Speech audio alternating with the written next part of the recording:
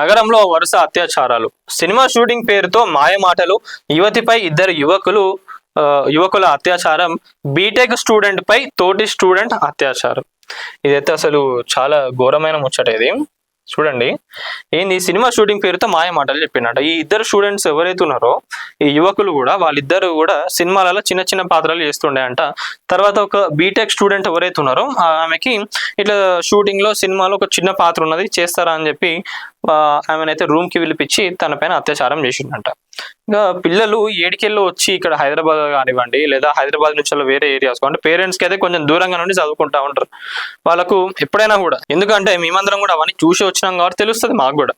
ఎందుకంటే ఇప్పుడు ఏదైనా పేరెంట్స్ని అడగాలన్నా, పైసల గురించి కానివ్వండి, ఏదన్నా చేయాలన్నా, బయటికి ఏదైనా చేయాలన్నా కూడా స్టూడెంట్స్ చాలా మంది ఇబ్బంది పడతారు కాబట్టి బయటికి పోయి ఏదో ఒకటి చేయాలని చెప్పి చూస్తారు. అబ్బాయిలకైతే ఏం కాకపోతుండే, వాడు ఏదో ఇంత పోయి ఏడో చేసుకొని ఏదో పని చేసుకొని చేస్తారు. కానీ అమ్మాయిలు కొంతమంది అట్లా చేయలేరు.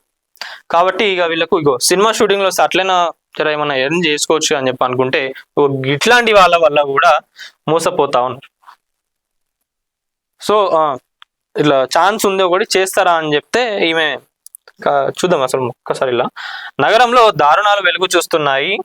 అమ్మాయిలను మోసం చేసి అత్యాచారాలు చేస్తా ఉన్నారు. కేసు నమోదవుతున్న భయం లేకుండా తెగిస్తున్నారు.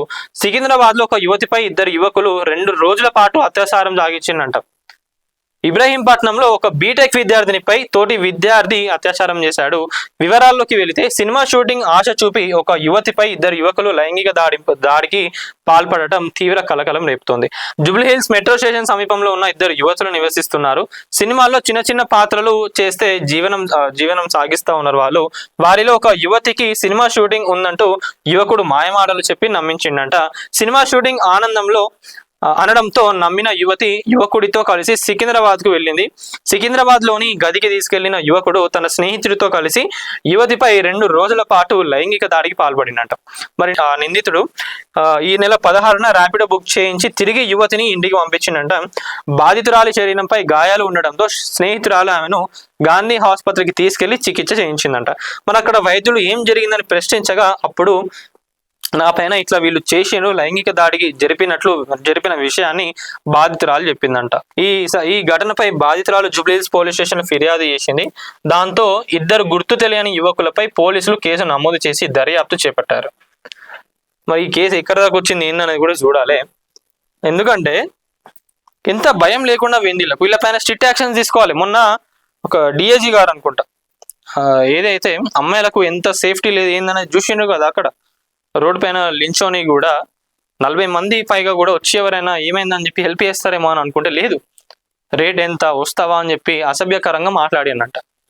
అది మీరు అక్కడికి పోతే తెలిసింది. మరి ఇట్లాంటి వాటిపైన ఇట్లా చాలా జరుగుతున్నాయి. చాలా మంది కూడా బయటికి రానివ్వట్లేదు, ఎక్కడ పరువు పోతుందేమో అని చెప్పి కూడా ఇట్లాంటి చెత్తనా కొడుకులు ఎవరైతే ఉన్నారో వీళ్ళందరినీ కూడా ఇప్పుడు సేవ్ చేస్తానట్టే ఉన్నారు. అట్లా బయటికి వస్తలేవు కాబట్టి వీళ్ళందరూ కూడా సేఫ్ అయిపోతా ఉన్నారు. 2 రోజుల పాటు ఉంచుకొని లైంగిక దాడింపులు చేసిందంటే ఎంత పలుపు కొట్టుకొని ఉన్నారు వీళ్ళు అనేది ఒక్కసారి ఆలోచించుకోండి. ఇట్లాంటి వాళ్ళపైన స్ట్రిక్ట్ యాక్షన్స్ తీసుకోవాలి. ఒక్కసారి చెప్తా ఉన్నా నేను ఏంటంటే, పేరెంట్స్ కూడా ఆలోచించుకోవాలి. మీ పిల్లల్ని ఏదో చదువులకు మేము పంపించినామని కాదు, వాళ్ళు అక్కడ ఎట్లున్నారు, వాళ్ళకి ఏమైనా ఇబ్బందులు ఉన్నాయా లేవా, ఫైనాన్షియల్ గా కానివ్వండి, లేదా ఇట్లాంటి ఏమైనా అవుతున్నాయా లేవా, ముఖ్యంగా ఆడపిల్లల వారు పేరెంట్స్ ఎవరైతే ఉన్నారో మాట్లాడండి, వాళ్ళతోని డైలీ మాట్లాడండి, కాంటాక్ట్ లో ఉండండి, అప్పుడే తెలుస్తుంది. లేకపోతే ఇట్లాంటివి చాలా వరకు కూడా బయటికి రానివ్వట్లేదు. సంవత్సరాల తర్వాత వాళ్ళు నా జీవితంలో ఇట్లా అయిందని చెప్పి చెప్పుకుంటా ఉన్నారు. ఏం లాభం అప్పుడు చెప్పుకొని? అప్పుడు వీళ్ళు ఉండరు కదా, వీళ్ళని శిక్షిస్తామంటే వీళ్ళు ఉండరు కదా, ఏడుగో మారిపోతారు. మీరు కాకపోతే ఇంకొకరి జీవితం నాశనం చేస్తారు. అందుకే ఎప్పుడైనా కూడా ఫస్ట్ ఆఫ్ ఆల్ ఇంకా వీళ్ళకి సంబంధించి సేఫ్టీ థింగ్స్ కూడా ఇంకా చాలా రావాలి. మీరు కూడా ఎప్పుడైనా ఇట్లా హైదరాబాద్ లో ఇవన్నీ వస్తా ఉన్నాయి కాబట్టి ఈ పెప్పర్ స్ప్రేలు కానివ్వండి, ఇప్పుడు టెక్నాలజీ కూడా బాగా వచ్చింది కాబట్టి ఏ ట్రాకింగ్ కి కానివ్వండి, ఇట్లా మీరు ఎవరైనా పోయినప్పుడు కూడా నాకు ఇట్లా వచ్చింది అని చెప్పి మీ మమ్మీ డాడీ మీ పేరెంట్స్ కి చెప్పకుండా ఫ్యామిలీలో ఎవరో ఒకరు ఉంటారు లేదా క్లోజ్ ఫ్రెండ్స్ ఉంటారు కదా, వాళ్ళకనే చెప్పండి. 2 రోజుల పాటు మీరు అక్కడ తెలియకుండా ఉన్నారు అని అంటే టెన్షన్ ఉంటుంది ఆబ్వియస్లీ ఎవరికైనా కూడా. మరి ఇట్లా చెప్పి పోయింది కదా, మీరు ఎవరికొకరు చెప్పి పోతే కూడా మరి ఇట్లా చెప్పి పోయింది కదా ఏందని చెప్పి వాళ్ళు కూడా ఆరాధిస్తుండే, మీ లొకేషన్ ట్రాకింగ్ చేస్తుండే. మీరు కూడా ఈ సేఫ్టీ ఆప్షన్స్ ఏవైతే ఉన్నాయో వాటిలో కొంచెం వాటిని కూడా కొంచెం దగ్గర పెట్టుకొని వాటి కూడా పైన అవగాహన తెచ్చుకొని ఎప్పుడైనా ఇట్లాంటి వాటికి పోయినప్పుడు జాగ్రత్తగా ఉండాలి.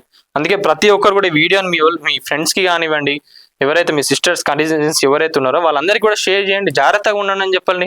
ఎప్పుడైనా బయటికి పోయినప్పుడు కూడా జర మాకు చెప్పిపోండి, లొకేషన్ పంపించండి, డీటెయిల్స్ పంపించండి అని చెప్పండి. లేకపోతే ఇట్లాంటి కేసెస్ మనకు బయటికి రావు, ఇట్లాంటి ఇష్యూస్ కూడా తెలియదు, వాళ్ళు చెప్పరు. ఫస్ట్ ఆఫ్ ఆల్ కొంతమందే గట్టిగా ఉంటారు అమ్మాయిలల్లా, వాళ్ళే చెప్తారు, లేకపోతే ఎవరు కూడా చెప్పరు. చాలా మందికి పేరెంట్స్ సపోర్ట్ కూడా దక్కదు. పేరెంట్సే ఇంకా వీళ్ళని ఏంటంటే పాపం వీళ్ళేమో ఇప్పుడు మనం అనుకుందాం ఫైనాన్షియల్గా ఏమైనా ప్రాబ్లం ఉండి ఇప్పుడు నేను ఏమైనా ఎర్నీ చేస్తేనే నేను నా ఫీజుకో కానివ్వండి దేనికో నేను ఖర్చు పెట్టుకోగలను, పేరెంట్స్ కూడా ఇబ్బంది పడకుండా చేద్దామని చెప్పి కొంతమంది అనుకుంటారు.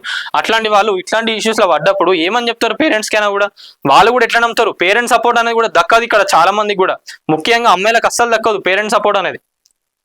మీ సపోర్ట్ ఉంటేనే కదా వాళ్ళు కూడా మీతో ఏమైనా షేర్ చేసుకోగలుగుతారు. అందుకే చెప్తున్నా ఇట్లాంటి ఇష్యూస్ ఇట్లాంటి కేసెస్ అనేది బయటికి రావు ఎక్కువ. సో ఇది ఇబ్రహీంపట్నంలో జరిగింది. ఒకసారి పోలీసులు కూడా మీరు దీనిపైన క్యాంపెయిన్స్ చేయండి, ఇట్లా చేస్తా ఉన్నారు జాగ్రత్తగా ఉండాలి అని చెప్పాలి. లేకపోతే మన కజిన్స్ అయినా సిస్టర్స్ అయినా మనమైనా కూడా చెప్పుకోవాలి. మరి వీళ్ళిద్దరు ఎవరైతే ఇట్లా లైంగిక దాడులు చేసినారో వీళ్ళపైన దొరికినాక స్ట్రిక్ట్ యాక్షన్స్ తీసుకొని జైలు వేసి మంచి గుణపాఠం చెప్పాలి. ఇలా బయటికి రానియకుండా చేస్తేనే అప్పుడు ఒక భయం అనేది ఉంటుంది. తెలవాలి అందరికి కూడా, ఏదో సీక్రెట్ గా వాళ్ళని తీసుకొచ్చి జైలు వేసినట్టు కాదు, జనాలందరికి తెలవాలి. ఇట్లాంటి పనులు చేస్తున్న వాళ్ళు ఎవరైతే ఉన్నారో వీళ్ళని కఠినంగా శిక్షిస్తేనే వేరే ఇంకొకడు కూడా భయపడతాడు, చేయకుండా ఉంటాడు, చేయాలన్న ఆలోచన కూడా రాదు వాళ్ళకు.